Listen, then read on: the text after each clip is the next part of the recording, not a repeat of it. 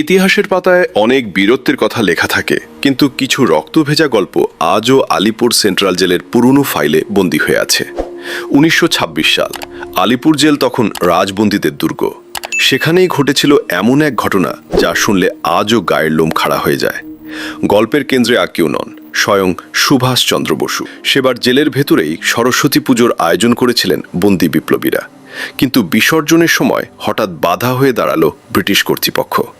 উদ্ধত জেলারের নির্দেশ এলো, কোনো শোভাযাত্রা হবে না, প্রতিমা টানতে টানতে নিয়ে গিয়ে ফেলে দিয়ে এসো। মায়ের অপমানের এই ফরমান শুনে গর্জে উঠলেন তরুণ সুভাষ।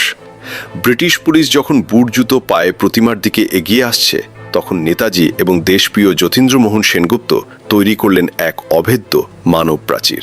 ব্রিটিশদের লাঠি যখন বৃষ্টির মতো সুভাষচন্দ্রের মাথায় আর পিঠে পড়তে শুরু করলো, তিনি এক মুহূর্তের জন্য পিছু হাঁটেননি। রক্তে ভেসে যাচ্ছিল জেলের মাটি, ভিজে যাচ্ছিল সরস্বতী প্রতিমার শাড়ি, কিন্তু অদম্য তেজ নিয়ে তিনি প্রতিমাকে আঁকড়ে ধরে হেরেছিলেন। পুলিশি অত্যাচারে জ্ঞান হারানোর ঠিক আগে তার মুখ থেকে শেষ কথা বেরিয়েছিল, মায়ের সম্মান আমি যেতে দেব না। সেদিন মায়ের মূর্তিকে রক্ষা করেছিল এক মহান জাতীয়তাবাদীর পবিত্র রক্ত।